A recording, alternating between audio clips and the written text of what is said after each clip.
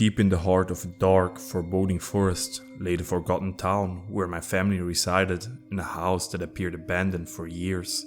My wife Samantha and I were loving parents to our son Ethan, but our happiness was short-lived as Ethan began to change in ways we could never have imagined.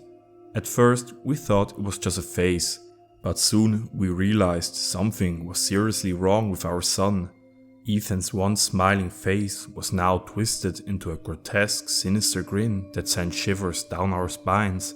His lips tore and bled, and his teeth turned black as if he was possessed by an unseen force. The atmosphere in our house grew heavier with each passing day, as if a malevolent presence had seeped into the very walls. Samantha and I were struggling to find a way to help our son Ethan. Despite visiting doctors, therapists, and even consulting with shamans, nothing seemed to alleviate his torment. His once cheerful demeanor had transformed into a sinister grin that seemed to infect his very soul. We felt like we had exhausted all options. Then our friend Ben suggested speaking to the town's historian. He jokingly mentioned the possibility of house being haunted, but we initially dismissed the idea. We had never considered the possibility of a curse or the supernatural, and we were hesitant to believe it could be true. But as we continued to struggle with Ethan's affliction, we became increasingly desperate for answers. It was only when we decided to follow Ben's advice and speak to the historian. To our surprise, the historian revealed a bone-chilling tale. Our home had been built on cursed land, tainted for centuries since a young boy accused of witchcraft was brutally executed by the townsfolk. With his dying breath, the boy had cursed the land, promising that families who dared to live there would experience unfathomable suffering. It was a horrifying revelation, but at least we finally had an answer to Ethan's torment. Now, we prayed that the historian could help us to find a way to break the curse before it was too late. The historian recommended that we speak to a medium who was known for our ability to communicate with spirits. Although we were initially skeptical, we were willing to try anything to help our son. Samantha and I sought the help of the mysterious medium who agreed to perform a seance to break the curse. As we sat in the dimly lit room, the medium began to chant and the temperature plummeted. Suddenly, Ethan's grin disappeared, replaced by expression of pure death. The medium whispered, "It's too late. The curse has claimed your son. There's no hope." Ethan's grin returned, now accompanied by a spine-chilling screech that threatened to bring the house down. His eyes turned an inky black, void of humanity, as he leaped at us, attacking with monstrous ferocity. Blood painted the walls as we fought for our lives. Our once cherished home, now a theater of unimaginable horror. With adrenaline-fueled strength, Samantha and I escaped, our hearts racing and our bodies slashed and torn.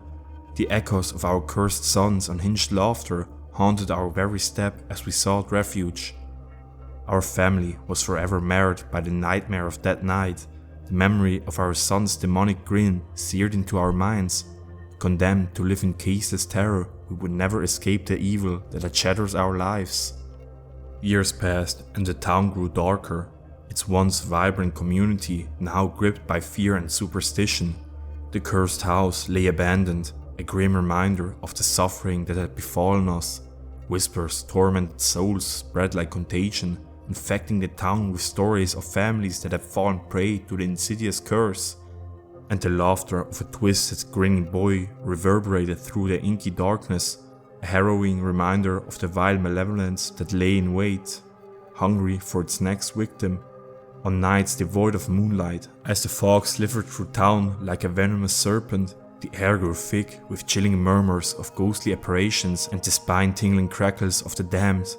No one dared to venture near the accursed house, terror gripping their hearts, fearing that the evil that had consumed Ethan would sink its malevolent claws into them as well. As the years crawled by, the once bustling town decayed into a wretched husk, haunted by the memory of the cursed house and the horrors that had taken place within. The townsfolk had resigned themselves to a life of misery, knowing that they could never escape the curse that had taken their hold of their town. One day, Samantha and I decided to return to the town in search of closure. We had been living a life of constant fear, and we couldn't bear the torment any longer. The town was just as we remembered, a decaying shadow of its former self. But we were determined to face our demons and find a way to save our son, if not for him, then for ourselves. As we walked through the town, we stumbled upon a stranger. She was a young woman with piercing blue eyes and hair black as night. She had heard of the cursed house and was determined to break the curse once and for all. The townsfolk watched with bated breath as she made her way towards the house, carrying with her an ancient book that was said to contain the key to breaking the curse. As she entered the house, the air grew thick with malevolent energy, but the young woman was undeterred. She opened the book and began to chant, her voice growing louder and more confident with each passing moment. Suddenly, the air in the house grew still, and a bright light filled the room. When the light faded, the young woman was standing in the center of the room, the ancient book clasped tightly in her hand. The curse had been broken. The townsfolk emerged from their homes, their faces alight with hope for the first time in years. They looked towards the sky and saw that the sun was shining for the first time in what felt like an eternity. The birds were singing, and the trees rustled in a gentle breeze. It was as if the curse had never existed. Samantha and I approached the house, cautiously optimistic that our nightmare was finally over. As we entered, we saw the young woman standing triumphantly, a beacon of hope in the darkness that had consumed our lives. But as we looked closer, we realized that something was not quite right. Her eyes had turned an inky black, and a sinister grin had spread across her face. It was the same grin that had haunted our son and tormented our dreams. In an instant, we realized that the curse had not been broken after all. It had merely found a new host. The young woman's body convulsed and she let out a blood-curdling scream that sent townsfolk running for their lives. As they fled, we could hear the young woman's laughter echoing through the town, a reminder that the curse was still very much alive. We knew we couldn't leave our son behind, even in his monstrous form. As we approached the cursed house, we found Ethan, his twisted grin still present, but now filled with confusion and fear. The curse that had claimed him has weakened, its power transferred to the young woman. Together, Samantha and I vowed to dedicate our lives to finding a way to truly break the curse and free our son from its malevolent grasp. We left town, knowing the fight was far from over, but fueled by a newfound determination to save our family. As we walked away from the cursed house and the town that had been our home, we knew that our lives would never be the same, but our love for our son and unwavering hope drove us onward, knowing that somewhere out there was the key to ending the nightmare that had consumed us. We traveled the world, searching for answers and seeking out experts in the supernatural.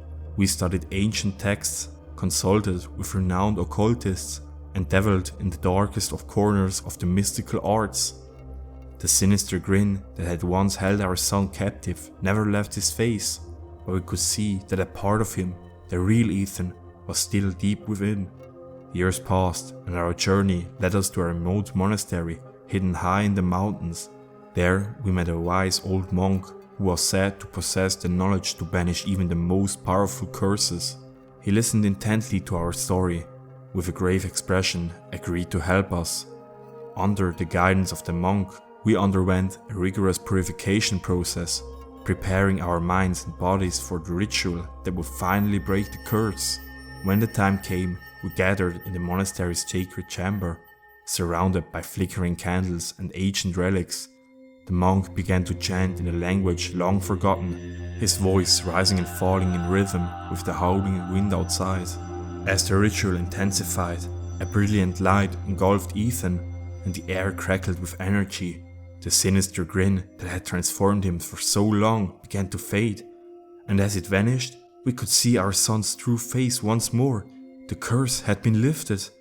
Overwhelmed with joy, we embraced Ethan, tears streaming down our faces. The weight of our years-long ordeal was finally lifted, and we could finally be a family again.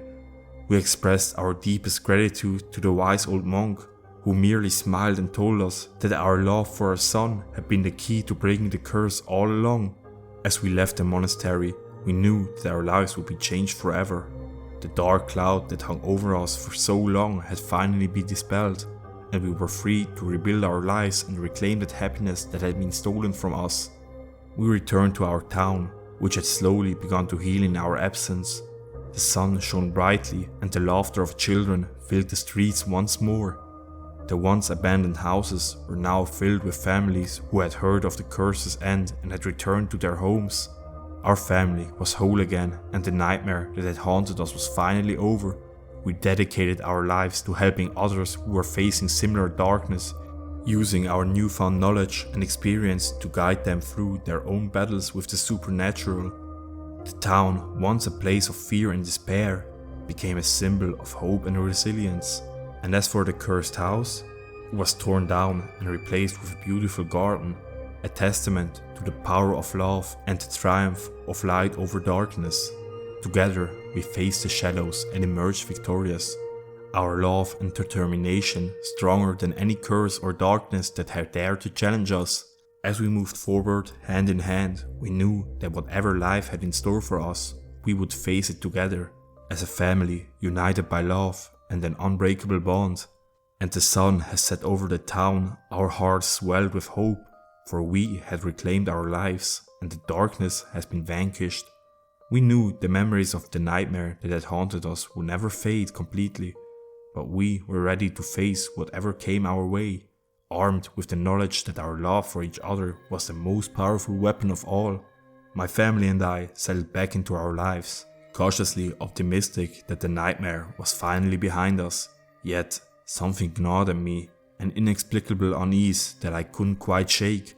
Determined to make sense of what we had experienced, I decided to write our story, hoping that it might help others who were facing similar darkness. As I typed out the final words, recounting our triumph over the curse, I couldn't shake the feeling that something was wrong.